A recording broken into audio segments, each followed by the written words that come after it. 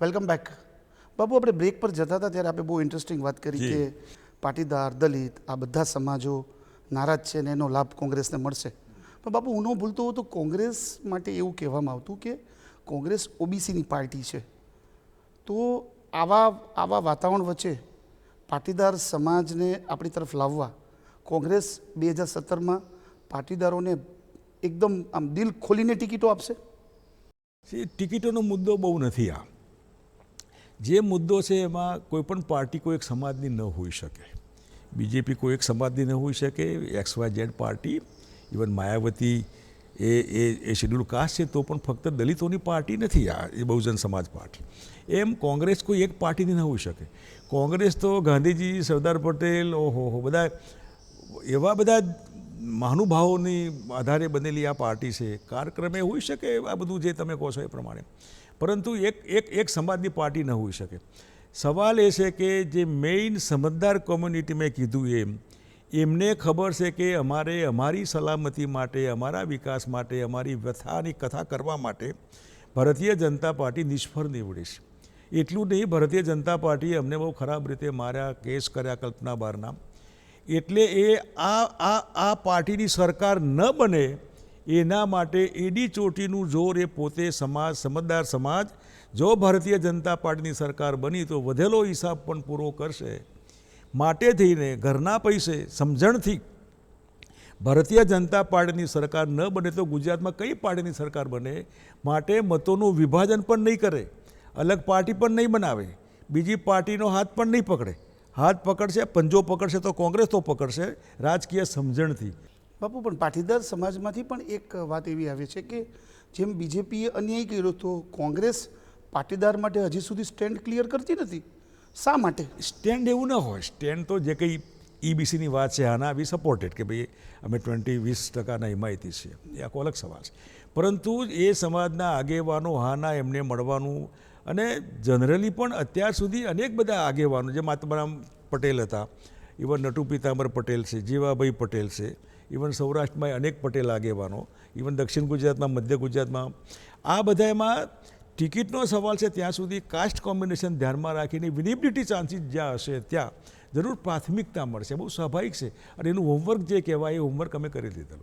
બાપુ, ભાજપ છે એ જ્ઞાતિ સમીકરણ જોવે છે, સોશિયલ એન્જિનિયરિંગ જે આપણે કહીએ એ કરે છે. આપ એવું ખરા દિલથી એવું માનો છો કે કોંગ્રેસ એ કરી શકે છે?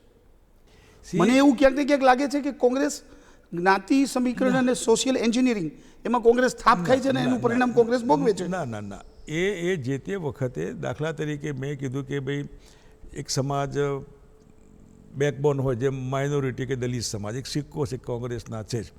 હકીકતમાં તો કોંગ્રેસના શેડ્યુલ કાસ્ટના MLAs કરતાં બીજેપીના વધારે છે, MPs બી એમના છે બધા. એટલે આ એક મિથ બની ગયેલું હોય છે. આવું ઘણું બધું બની શકે. એવા ઠેકાણે સોશિયલ એન્જિનિયરિંગ જે તમે કહો છો એનું ધ્યાનમાં રાખીને જિલ્લાના યુનિટ એકમ બનાવીને કે ભાઈ આ મહેસાણા જિલ્લો છે તો એક આ બનાસકાંઠા જિલ્લો છે, આ પાટણ જિલ્લો છે, આ ભાવનગર જિલ્લો છે, તો આ સમાજને એ પ્રાયોરિટી, આ સમાજને એ પ્રાયોરિટી, અને ભેગા થઈને બધો સમાજ ભેગો થઈને પાર્ટી પકડે એવું હોમવર્ક જે કહેવાય એ અમારું થઈ ગયેલું છે, જેમાં સોશિયલ એન્જિનિયરિંગ આવી જાય છે. બાપુ, કોંગ્રેસે હમણાં આક્રોશ રેલી કરી, પ્રજામાં એક ઉત્સાહ જાગ્યો કે કોંગ્રેસ પ્રજાના પ્રશ્નો લઈને રોડ ઉપર આવી. બરાબર. પણ એ આક્રોશ સામે દેખાવાના બદલે કોંગ્રેસમાં દેખાયો. તમારા બે દિગ્ગજ નેતા નારાજ થયા, ક્યાંક ને ક્યાંક શક્તિભાઈએ જે જવાબદારી સોંપી હતી એમાંથી નીકળી ગયા. તો લોકોમાં જે મજબૂતાઈ થવી જોઈએ એમાં ક્યાંક ને ક્યાંક ધક્કો પહોંચે છે. આપ કેમ અટકાવી શકતા નથી? આ બધું જે છે એ વી ડીડ ઇટ, જે કરવું જોઈએ વિધિ બધા મિત્રોએ સાથે મળીને કરી. તમે જે કહો છો એમ શક્તિભાઈએ તો જાહેરમાં માફી પણ માગી કે મારો કહેવાનો મતલબ આ નહોતો, હું આના બદલે આ કામ હોય તો વધારે ન્યાય આપી શકીશ. અને એમને જાહેરમાં કીધું, એમને એવું કીધું કે મારે આ મીડિયા ઉપર મૂકવાની જરૂર નહોતી. હી એક્સેપ્ટેડ ઇટ. બાકીના મિત્રોનો સવાલ છે ત્યાં સુધી પાર્ટીને એવું લાગે કે કોઈ પણ મિત્ર હોય તો એને ટેકન ફોર ગ્રાન્ટેડ નહીં ચાલવું જોઈએ, ડિસિપ્લિન નામની વસ્તુનો અમલ કરવો જોઈએ. ગુરદાસ કામમાં આવ્યા, અહીં બધા સિનિયર લોકો ભેગા થયા અને સ્ટ્રિક્ટલી અમે જે ઠરાવ કર્યો અને જે નિર્ણય કર્યો કે કોઈ પણ હોય તો આમાં માફ નહીં કરવા જોઈએ. અને એટલા માટે થઈને જે સ્ટ્રિક્ટ એક્શન કહેવાય એ એક્શનની વાત આખી ગુરદાસ કામત પોતે લઈને કે ભાઈ આ મારી જવાબદારી છે. એટલે એ વસ્તુ હવે એ વાત પૂરી થઈ ગઈ. હવે ક્યાંય એમાં આગળ કંઈ નહીં હોય. બાપુ કોંગ્રેસમાં એક બીજો પણ એક સવાલ ઉપસ્થિત થાય છે કે ચૂંટણી આવે ને એટલે જીતવાની વાત સાઈડ પર રહી જાય છે અને મુખ્યમંત્રી કોણ પ્રજામાં આનો જે મેસેજ જાય છે એ એકદમ જુદો જાય છે, એના હિસાબે કોંગ્રેસને નુકસાન થાય છે. આખું દીપકભાઈ આ ભારતીય જનતા પાર્ટીએ ઊભું કરેલું છે. કોંગ્રેસે ક્યારેય પોતાનો મુખ્યમંત્રી ભૂતકાળમાં જાહેર નથી કર્યો. એન્ડ ના ભાજપ નહીં, કોંગ્રેસના લોકો જેમ કે ભાઈ શંકરસિંહભાઈ મુખ્યમંત્રી બનશે કે ભરતસિંહભાઈ બનશે કે અર્જુનભાઈને, આ જે ચર્ચા થાય છે એમાં લોકોમાં એવું જાય છે કે કોંગ્રેસમાં મુખ્યમંત્રીની દોડ છે. નથી. ના, એ તો આ બધા એમાં અમેરિકન પેટર્ન જે છે આખી એ પ્રેસિડેન્શિયલ પેટર્ન છે. એ પ્રેસિડેન્શિયલ પેટર્ન ધ્યાનમાં રાખીને આ લોકોએ એમના પોતાના કેસમાં મુખ્યમંત્રી જાહેર કરો એટલે ધ્રુવીકરણ થાય. હવે આ અહીં પબ્લિક MP અને MLAને મત આપે છે. એ લોકો ભેગા થઈને પોતાનો CM કે PM નક્કી કરતા હોય છે. પણ હવે જ્યારે બીજેપી આ સ્ટેન્ડ લીધું જ છે જે બધે લઈ શકવાના નથી. બધે લઈ શું થયું ગુજરાતમાં? હવે લેજો તમે 17માં કેટલું એ લોકો કહે છે કે વિજય રૂપાણીના નેતૃત્વ હેઠળ લડશું.